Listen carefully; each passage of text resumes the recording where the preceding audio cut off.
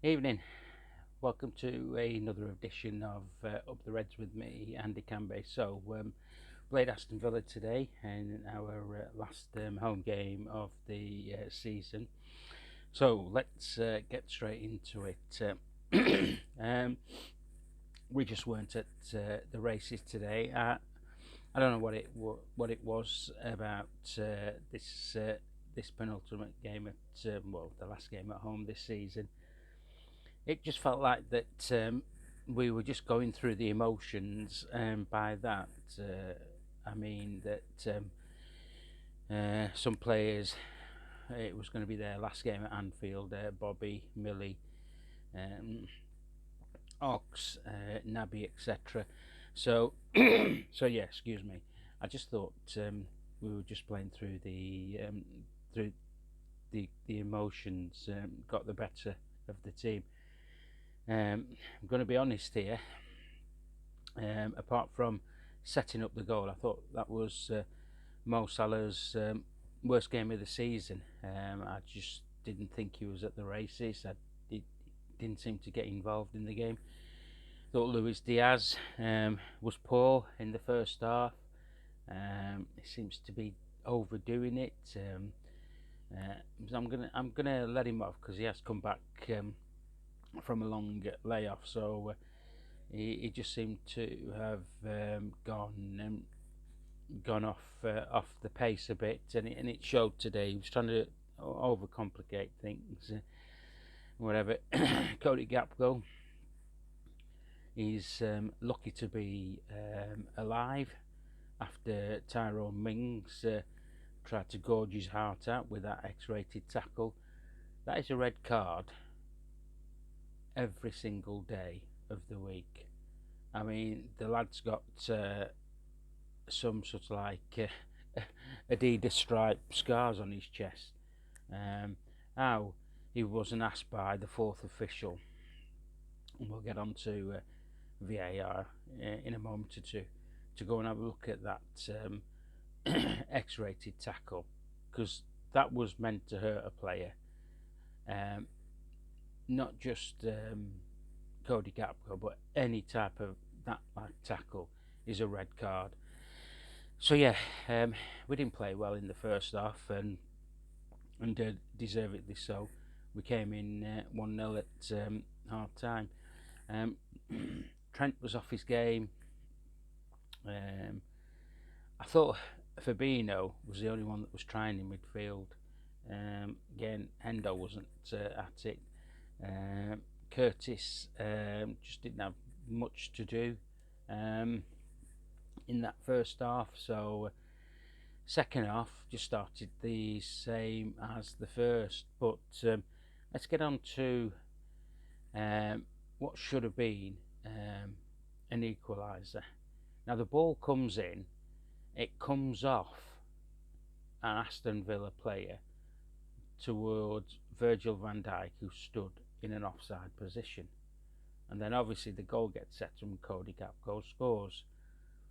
Why oh why is VAR telling the referee to go to the screen because they are not 100% sure of the ruling or law of whether it was intentional pass by an Aston Villa player? When I say intentional, making a play for the ball. If you go up for a header, you are making an effort to go for the ball. So it is intentional. So it goes to, as I say, Virgil. There's a bit of a melee. Cody Gakpo scores. That should be 1-1. But no, VAR asked the referee to go to the screen. Why? Why did he have to do that? He didn't have to. The goal should have stood. So VAR played a massive role in that decision. Now, I'm going to say something here. Howard Webb this week spoke a load of bullshit on Talk Shite, on mainstream TV, on Sky Sports, absolute, utter drivel. The standard of refereeing in this country, not just for Liverpool, but for all the teams in the Premier League, and for that matter, for the rest of the Football League, is absolutely atrocious. It was beyond a joke, that decision. And people will be saying, "Oh yeah, but Andy, but if it was if it was your team." That's not the point. The point is that the officials, who Howard Webb was saying, "Oh, they have a hard job to do. They are humans. They're very well paid humans." Howard Webb, an absolute joke of a decision that was. And if it was at the other end, I'd be saying exactly the same. So, getting on to that, to me, just going back on the first half, just talking about the official actually didn't even check Hendo's penalty, or he was told by VAR that's not going to be a pen. Yeah, so we get the goal, and as I say, it was the only thing that Mo Salah did in the game that impressed me today, and I would have to say that is probably the worst game I've seen him play this season. Outside of the past, Bobby makes that Bobby Firmino run 1-1, and then we had a bit of a uplift in our game, especially when injury time was called for 10 minutes. Now that's because the Villa players were going down every 2 or 3 minutes trying to stop the flow of play. Now if that extra 10 minutes came on the back of that, and with Martinez, their goalkeeper, purely time wasting at goal kicks, that was good. Now I'd like to see a bit more of that next season. If that's going to be the case, where players are feigning injuries, and I'm not on about like the Gapco one, because that was certainly not feigning injury, and he's got scars to prove that. But yeah, I look forward to that more next season. If the game is going to be an extra 10, 15, 20 minutes longer, let them do that. You know, Aston Villa ran out of steam at the end. So yeah, maybe we didn't deserve to get anything from the game, but we managed to get 1 point. So that 1 point takes us, the game last week confirmed our Europa League position, that we will play Europa League football next season. So that 1 point just confirms that we're in the Europa League next season. We're not going to get into the top 4. I've said all along that it will be a struggle for us to get into the top 4, and also it would be just see how high we could finish, because our season, although I've been saying it's been transitional, but I'll speak about that when the season finishes. I'll give you an overall view on that. But it's not been a very good season for our club, with the injuries, etc. The transfer window might have had something to do with that as well, and some, you have to say, some poor decisions by our coaching staff, but we managed to pick the momentum up. We finished the season strong. We're still unbeaten in our last 10-11 games. We've got a dead rubber against Southampton next either Sunday or Monday. So effectively our season finishes. So but yeah, I'd probably give Bobby a full 90 minutes against Southampton. Why not? You know, he deserves it. But yeah, it was that's what it is. It's just going to be a dead rubber game. We'll just have to see what team Jurgen picks for that game.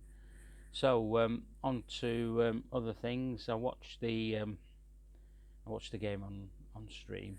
Other things, it was I'm not an emotional kind of guy, but looking at the player that has done more to Liverpool in the past seven and a half seasons, Bobby Firmino. Now look, Sadio was great for us. He had his moments. Salah's been good for us, and again he's had his moments. But the glue that kept that team, Bobby Firmino, he's going to be a massive, massive miss. There'll only be one Bobby Firmino. We're all going to miss him. He's a true legend. He's got a mural that's nearly finished just outside Anfield, so you can see what we think of him as supporters and what the club think of him as well. So yeah, all in all, we'll have to just take the point. We weren't at our best today. You have to give some credit to Aston Villa, if I'm honest with you. They came with a game plan and stuck with it, and they went away with a point, and that gets them into the Europa League positions with possibly one game to play. So any other news? Well, from Argentina, reports are coming out that Alexis McAllister has chosen us, and it's a done deal. I don't believe that until I see it. How many players do we want in the summer? Well, if you do the maths, 4 midfielders are leaving the football club, as you saw today. We need to have a minimum of 3 in, at least. We can't be looking to rely on the likes of Elliott, Curtis Jones, Stefan Patic, Fabinho, Hendo. We need quality players coming in. Now, people are saying we're not going to sign the players because we're not in the Champions League. Now, if this is a rebuild for us from next season onwards, we're in a European Cup competition, so it's a step backwards as a competition goes, but we're in a European competition, and we'll be in that European competition to win it. So players should not only just be thinking about Champions League football. You only got to look at the final this year, Man City versus Inter Milan. You know, that is the final. So there'll probably be more viewers watching the Europa League final than the Champions League final, because of the teams that are in there. Yeah, so we're in the Europa League, and players should be wanting to come to Liverpool Football Club. We're the best football club in this country. Biased, yes, I know. We're playing European football, and who wouldn't, as a player, want to put on a red shirt and play at Anfield behind the support that you get as a player? I just thought, you know, the fans, through us supporters who have been put through the mill this season, but we've stuck by the team, you know, and you can't replicate that. We've been the 12th man, you know, as long as I've been supporting the club. Boy and man and boy, whatever which way you call it. It's absolutely really, really important that a player that comes to the club believes in the club. Now, people have been saying about our transfers. We want Bellingham, we want McAllister, we want Gravenberch, we want Ugart. Now,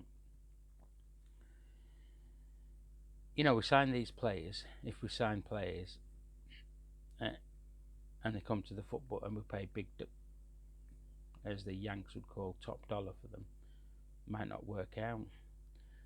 It's certainly not worked out for one of our big signings on a consistent basis, and that's Naby. And Naby's going at the end of the season. You know, we paid big money for him to come in, and unfortunately, injuries and his form hasn't happened. But I tell you what, when we have made the big signings, Alisson, um, Virgil, you know, Darwin is up there as well, but he'll come good next season. Um, you know, we have we've not done too bad, but again, the lesser signings, the frees, Millie, you know, he's got to be the best free signing of the century that anybody could have made.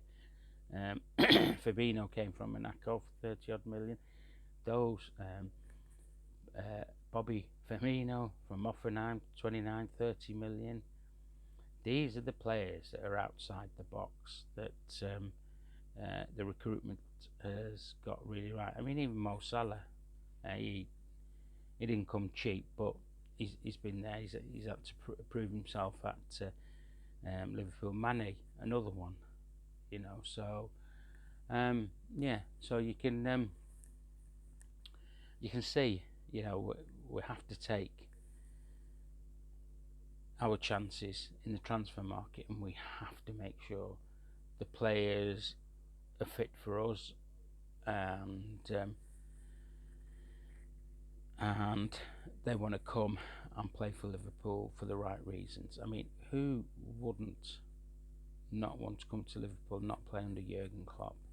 Incidentally, just going back onto the game, you can tell he was missed on the sidelines because some of the decisions that were being banded against us, he would have been in the fourth official's ear, and rightly so, you know. So, but yeah, okay. Nothing else really to say. If there's any news that is breaking during the week, I'll do one of these, but it's only going to be the ITK accounts and the FSG Echo journals that'll be probably putting little bits of tidbit out. So we'll just have to wait and see. Enjoy the rest of the Saturday evening, and I'll speak to you again shortly. If you've got any comments to make, don't hesitate to send them me down below. If it's the first time you're watching, please subscribe. It's free. I've said just to say, I'm not here to make money. I'm just here to speak about all things Liverpool. And just on that note, just about saying finally, the roof comes off I think on Monday from the Annie Road stand. So if anybody's been following any of the guys that have been doing the drone footage, I mean, I follow Mr. Drone, a guy called Nick. He's an Evertonian. I'm not going to hold that against him, but his sort of like aerial photography of the rebuild of the Annie Road stand has been absolutely fantastic. So yeah, so if you go onto his YouTube channel, Mr. Drone, and have a look at that, it's absolutely fantastic. On that note, okay, as I say, enjoy the rest of the Saturday evening, and I'll speak to you shortly. Up the Reds.